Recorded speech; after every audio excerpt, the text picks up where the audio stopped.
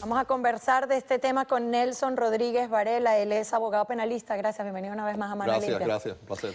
Y está Ricardo Gómez, ex jefe de policía de Doral. Bienvenido a Mano Limpia. Gracias. A ver, ¿quién era este hombre? Bueno, por lo que hemos leído, este era una persona que es un criminal que planificó un homicidio. Lo habían cogido entrando en una casa. Un cómplice cogió y se convirtió en testigo contra el Estado. Él se enojó, el acómplice era primo de él. Y entonces cogió y él planificó la muerte de este testigo.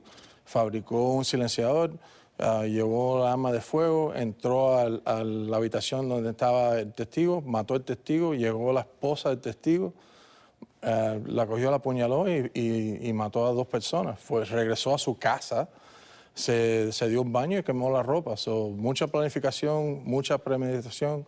Esta persona merece lo que le espera.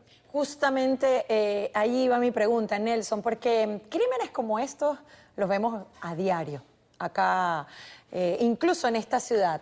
Pero ¿cuál es el agravante que merecía la pena de muerte? Este caso para mí, cuando lo revisé, me pareció básicamente un muestrario de condiciones agravantes. La primera es en la manera en que él le da muerte a la primera persona. Le arranca, básicamente le corta el cuello y le dispara. Entonces son múltiples víctimas, porque son 2 personas. Parte de eso fue una forma en la cual esta persona le causa la muerte a este individuo de una manera cruel e inusual, que tiende a ser uno de los agravantes, por lo menos en el estado de la Florida. Lo otro son múltiples víctimas, mata a 2 personas. Entonces los mata para poder escapar la posibilidad de que esas personas se conviertan en testigos contra él con respecto a otra ofensa. Eso viene siendo otro agravante también. De la manera que él planifica esto y de la manera en la cual él trata de evadir captura en una situación como esta, esto vuelve a ser también otro agravante. O sea que simplemente con los hechos que ocurrieron en este caso, a simple vista, uno se da cuenta que hay 4, 5, 6 diferentes agravantes, los cuales estatutoriamente los fiscales pueden pedir la pena de muerte y en efecto pudieron conseguir que el juez impusiera una pena de muerte en este caso. La diferencia es entre un homicidio normal donde hay premeditación, pero es un crimen básicamente solitario, donde matas a una persona, a lo mejor una disputa sobre drogas, a lo mejor una disputa pasional, una situación como esa, que distingue aquellos casos del caso que tenemos aquí, donde obviamente la Fiscalía no tuvo ningún problema demostrando estos agravantes porque estaban al granel.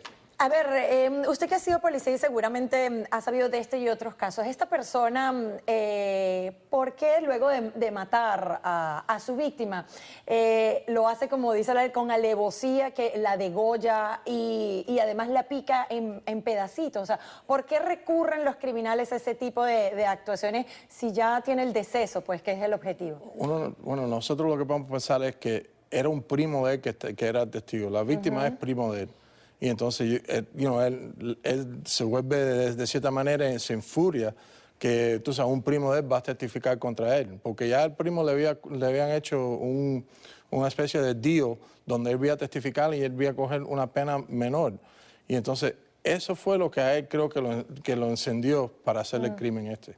Ahora, esta suma de hechos es lo que le da la posibilidad a los fiscales de poder solicitar esta pena de muerte. El hecho, lo picó en pedacitos, le dio un tiro, lo degolló, lo escondió.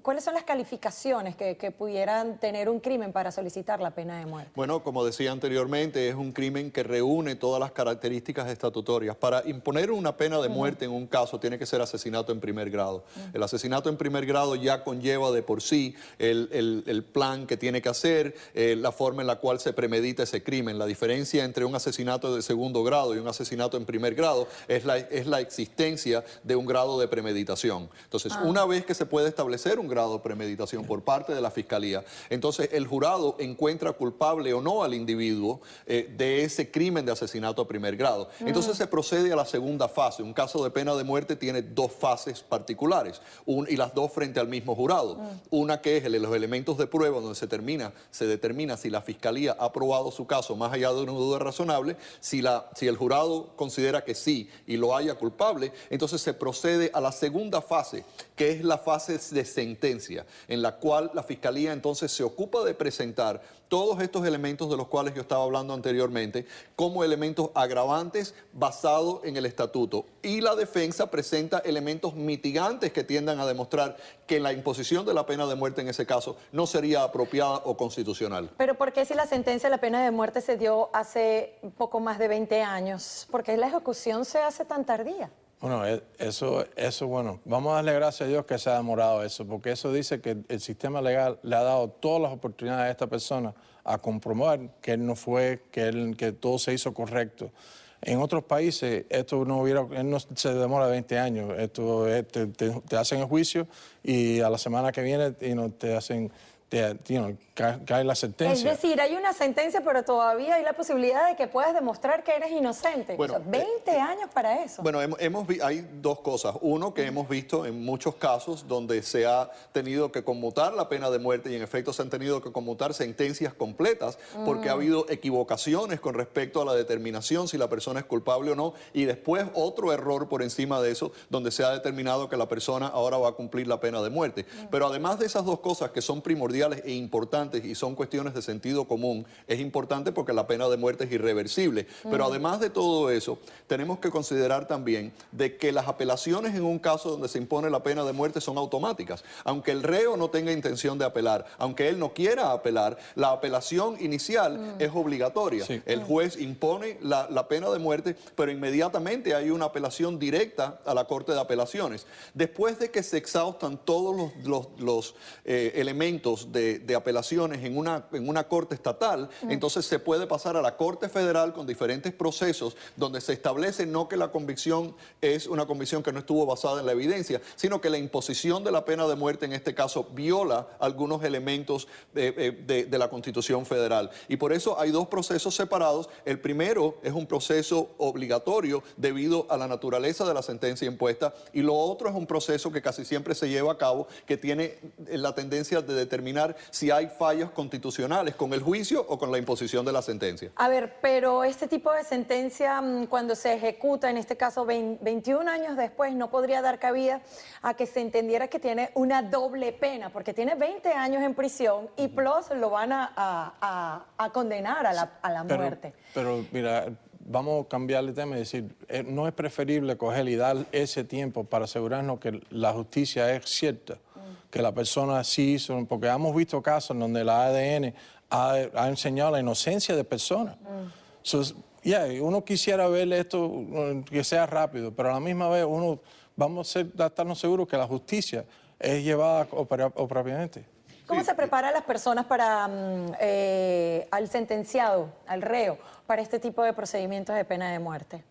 Desde el punto de vista de la ejecución de la pena de muerte por parte de las personas, sí, de los carcelarios, bueno, eso es un proceso donde han existido muchos encontronazos en la Corte debido a la manera inconstitucional en que muchas veces se lleva a cabo la pena de muerte. La pena de muerte se impone debido a una determinación de un jurado, una recomendación de un jurado y el juez la impone. Pero de todas maneras tiene que ser una imposición humana de la manera en que se lleva a cabo. No puede el reo sufrir, tiene que estar basado en un protocolo específico. Y hemos visto que en muchos casos en toda la nación, y este año y el año pasado en particular, hubo varios casos así, donde no se aplicó perfectamente, de una forma constitucional, la pena de muerte. No se preparó al reo correctamente. Cuando se utilizaba la silla eléctrica, habían problemas muy serios con el reo sufriendo porque no era una manera muy efectiva de matar a una persona. Pues, hemos visto problemas, por ejemplo, en el área de Luisiana, donde han ejecutado personas con un cóctel de medicamentos, los cuales ni siquiera los mismos fabricantes quieren proveérselos. Por lo tanto, tienen que mandar carcelarios a otros estados a buscar medicamentos que realmente para causar causarle la muerte a un individuo, de los cuales no hay ninguna confiabilidad de que esos medicamentos son los apropiados para llevar a cabo eso. O sea, no hay un control específico por parte de los carceleros, y casi siempre cuando se impone la pena de muerte es una cosa, pero cuando se lleva a cabo, como usted dijo anteriormente, algo muy serio. Recuerda que la Constitución tiene una enmienda que dice que no puede ser cruel y inhumana. No puede violar la Constitución. Pero en este caso, o acá en Estados Unidos, ¿la pena de muerte se ejecuta de qué manera, además de la inyección letal? Se ha movido para la inyección porque es la manera más humana. Habían estados en el oeste donde habían firing squads. Sí, pelotón de fusilamiento.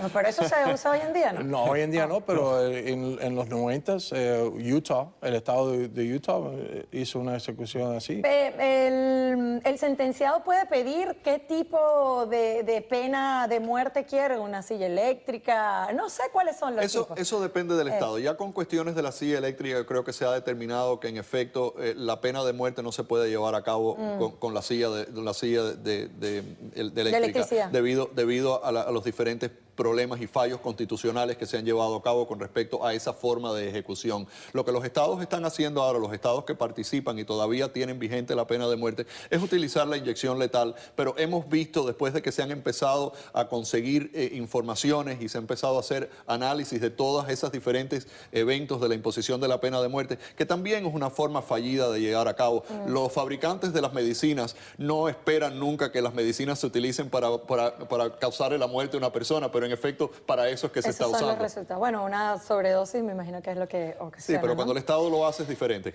Sí. Bueno, gracias por haber estado con nosotros, Ricardo Gómez, agradecido, y Nelson Rodríguez por habernos contado de esta historia. Nosotros hacemos una pausa al regreso. La vulgaridad se ha impuesto como moda en Cuba, tanto en las calles como en la música y además en la televisión. De eso lo hablamos a la vuelta.